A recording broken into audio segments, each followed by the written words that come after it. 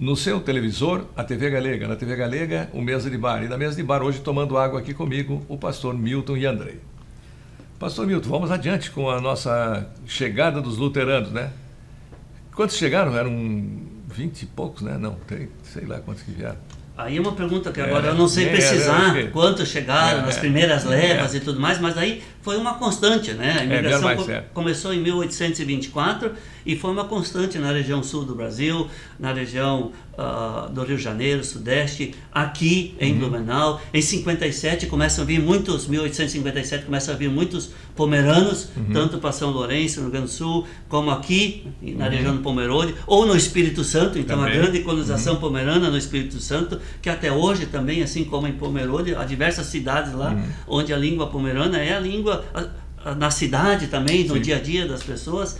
Então, a migração alemã teve esse momento todo inicial, mas depois sempre de novo teve momentos mais marcantes. Teve na pós-Primeira Guerra, pós-Segunda Guerra, inclusive eu trabalhei 10 anos no Paraná, no município de Guarapuava, na colônia de Entre Rios. Aquela cidade espetacular, né? E o governo do Paraná... Eles estavam na Iugoslávia, né? Exatamente. E o governo do Paraná, nos anos 50, 1950, né? Ele tinha uma política de trazer muitos imigrantes. Então, diversas colônias de imigrantes se estabeleceram no Paraná. Teve os japoneses em Maringá, Londrina, teve em Prudentópolis ucranianos, teve em Castro os holandeses, teve então em Guarapuava poloneses e alemães vindo do Danúbio, em Curitiba italianos e tudo mais.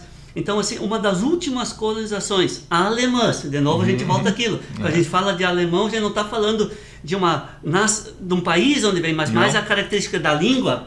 Então, das últimas famílias de fala alemã, colonização de grupo, vieram 500 famílias, aí eu sei o número, a sua resposta, a sua pergunta, foram 500 famílias que se estabeleceram lá no distrito de Entre Rios, no Paraná. Então, esse período de colonização de famílias que vieram para o Brasil é um período que a gente poderia dizer que é um período longo, de 1824 até essas últimas 500 famílias que se estabeleceram no Paraná, oficialmente, inclusive também receberam apoio do governo, do banco e tudo mais para comprar terras. Então, essa forma estruturada de imigração, com todos os positivos e negativos, falhas, todos que houve nesse período, né?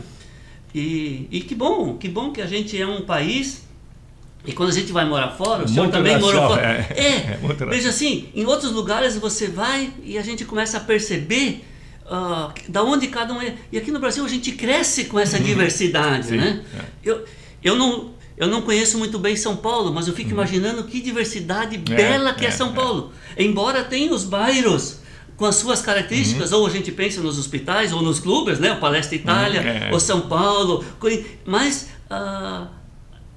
São Paulo é aquilo, essa diversidade, e esses somos nós, né? Está amalgamando, né? O povo brasileiro surge de uma mistura de raças, de povos, de aquela coisa. Exatamente. E é bom, acho que é bom. É maravilhoso, e eu acho que isso a gente não pode perder, esse horizonte de saber, que a gente é brasileiro, certo? A gente é acolhido aqui, nós somos um povo com uma identidade, mas isso não exclui a diversidade que nós somos. E eu acho que isso tem que estar bem consciente na nossa forma de ser. E também, então, se a gente fala de presença de fé luterana, hoje nós também temos diversos avanços, certo? No mundo religioso cristão.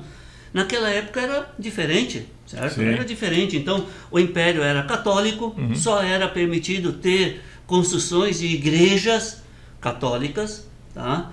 E as famílias que vieram e tinham a sua fé de identidade luterana, elas tiveram que aqui também se afirmar em sua fé. E aí teve também os seus desafios, tá? Mas aí edificaram escolas, depois edificaram igrejas, mas as igrejas não eram como são hoje, não tinham torres, não tinham sinos.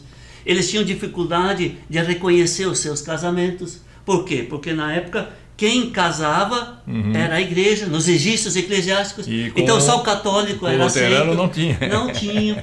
Ou se a gente olha para outras peculiaridades, por exemplo, cemitério, aqui em Blumenau fala assim, cemitério evangélico e cemitério católico, né? Por quê? Porque no cemitério católico não podiam ser sepultadas pessoas que não fossem católicas, certo?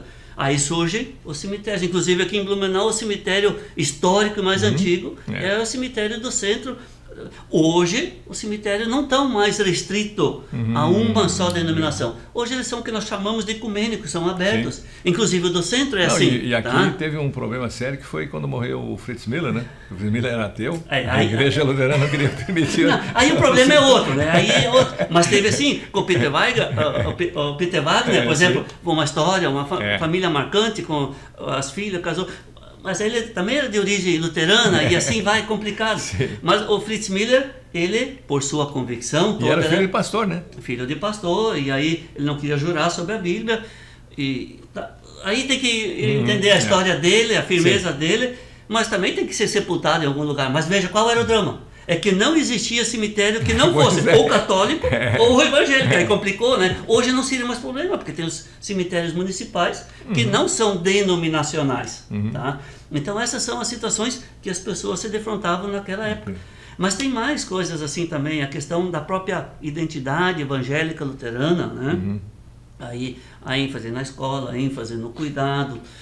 Uma contribuição, acho que tem muitas pessoas que não sabem, uma das contribuições marcantes da Igreja Luterana também é, por exemplo, os kindergarten, o jardim de infância. Isso é algo que surge a partir da Igreja Luterana. E aqui em Blumenau mesmo, se a gente for ver, muitos dos jardins eram de comunidades que depois, com o município, com o Estado estruturado, passou a assumir esse trabalho de cuidado com as crianças, né? Nas creches e tudo mais. Mas essa é uma coisa bem marcante da identidade evangélica luterana. Além, é claro, do testemunho de fé centrado em Cristo Jesus, né? E que nós, então, somos aceitos por Deus e salvos por seu amor e por sua graça, e não pelo que nós fazemos, mas todo o nosso bem a gente faz em gratidão por aquilo que nós recebemos. Então, a gente não é bom filho de Deus ou boa filha de Deus para que Deus nos aceite, mas porque Ele nos ama e salvou em Cristo Jesus, é que eu sou chamado a servi-lo em gratidão e de maneira comprometida em favor da vida. Então essas identidades, isso também faz a diferença numa sociedade. E que bom que hoje nós vivemos no ecumenismo. Assim, a gente sabe que tem diferenças, mas as diferenças, elas são muito menores do que aquilo que nos une. E eu acho que o grande desafio hoje é a gente realmente procurar ser, na sua igreja, não um bom discípulo da igreja.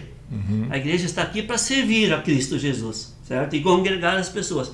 Eu não sou chamado a ser um bom discípulo da igreja. Eu sou chamado a ser um bom discípulo de Jesus, a ser um bom filho e uma boa filha de Deus na sociedade. Claro que impulsionado pela minha igreja, porque esse é o papel da igreja, de trazer a boa nova de Deus sempre de novo ao nosso pensamento, ao nosso coração. O pastor é um seguidor dos 12 apóstolos, né? Dos 12 apóstolos que tinha essa... vai e prega pelo mundo afora.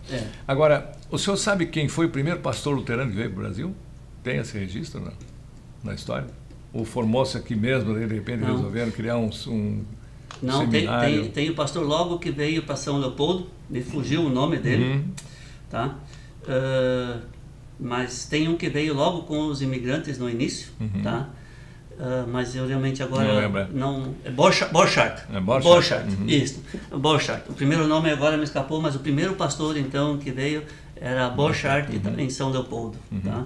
Assim como para nós então aqui o primeiro que veio foi o Hesse, né? Oswaldo Hesse, né? E que não, a gente pensa assim, ó, ele veio de onde hoje é a Polônia, tá? Tá? Mas na época era um dos condados, um dos ducados alemães, tá? E ele veio para o Brasil e veio serviu aqui até o fim de sua vida, longamente, muito bem serviu aqui. Uma outra coisa, desculpa, uma outra coisa, depois veio Otto Kuhr, né? Eu não conheci. Otto Kuhr, ele veio para a região de Joinville, depois trabalhou em Curitiba, e ele, veja assim, nós estávamos falando dos imigrantes, tá? Que foram também para os Estados Unidos. Ele, quando recebeu o convite para vir trabalhar no Brasil, ele estava nos Estados Unidos. Então a igreja da Alemanha convidou ele para vir para o Brasil. Ele estava nos Estados Unidos e ele respondeu a carta dizendo: I go, eu vou. Largou o dólar, levei que lutar pelos reais. Eu acho que nem tinha muitos dólares naquela época também lá, mas assim, para a gente ver como era o mundo também do ministério ordenado para servir, né? Assim como as famílias saíram da Europa e foram para o Brasil, foram para os Estados Unidos, ou foram para a Austrália, foram para a Argentina, foram para a Venezuela, tem uma colônia alemã bem marcante lá. Assim também os pastores, na época só pastores, não tinha pastoras ainda, foram para acompanhar as pessoas na sua vida de fé. Agora é interessante porque teve um padre católico aqui que saiu daqui e foi para os Estados Unidos, né? Acho que foi o padre Jacobs, né? Parece que ele daqui ele foi para os Estados Unidos. Nós também temos um pastor que trabalhou no centro, que saiu daqui e foi para os Estados Unidos, o Félix. Então, são essas situações, porque o mundo proporcionava isso e sempre de novo também a carência de pessoas para servir no ministério. Nós aqui agora, daqui a pouco, vamos ter que estar recebendo padres da África, porque lá ainda cresce a procura pelo seminário, né? Não sei se por uma questão até de melhorar de vida, porque o seminário em estudo e condições de alimentação, tudo, né? O pessoal ajuda mais aquela gente pobre. Porque era um caso aqui que as famílias pobres, tu não tinha uns filhos que iam para o seminário, né? Seminário e tal, para ver se dava padre. Eu penso assim, eu não posso afirmar que seja assim, mas esses dias alguém perguntou, é verdade que a igreja cristã está crescendo no mundo? Eu digo, é verdade. A gente às vezes tem a impressão que a fé muçulmana, né, o islamismo está crescendo também, porque a população cresce e tudo mais, mas a fé cristã também cresce. A questão é que ela não está crescendo na Europa, certo? E também no Brasil ela estagnou, tá? Mas no continente africano ou na Ásia estão crescendo crescendo exponencialmente, tá? Então, no mundo cristão, no mundo todo, a fé cristã, em termos numéricos, cresceu.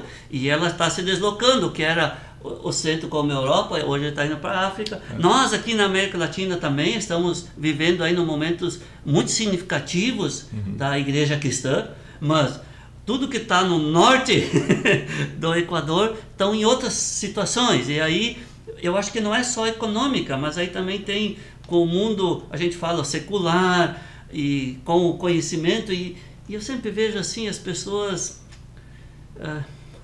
misturam, acho que ter conhecimento não dá para ter fé, e se tem fé atrapalha o conhecimento. Não é assim.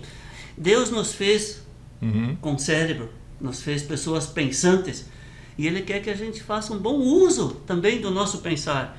Ter perguntas, ter respostas, faz parte da vida humana. Mas isso não significa que com isso nós nos afastamos de Deus. E na fé evangélica luterana é assim, a fé responde a um âmbito da vida e a razão, o conhecimento, a ciência, num outro âmbito da vida. O problema é se eu quero com a minha razão responder à existência de Deus, ou se com a minha fé eu quero determinar as coisas da ciência, daí não vai dar certo. Daí parece que as coisas se conflitam. Mas a gente tem que saber que cada uma tem a sua responsabilidade para que o ser humano e a sociedade, a comunhão de pessoas possa ser bem vivida. Tá? São âmbitos diferentes do mesmo ser humano que nós somos. Nós somos pessoas espirituais, mas também pessoas pensantes. Uma não exclui a outra. Muito bem, nós vamos fazer pausa para tomar mais um gole da nossa água aqui e a gente volta com o terceiro bloco do nosso Mesa de Bar de hoje, que tem a participação do pastor Milton Yandrei.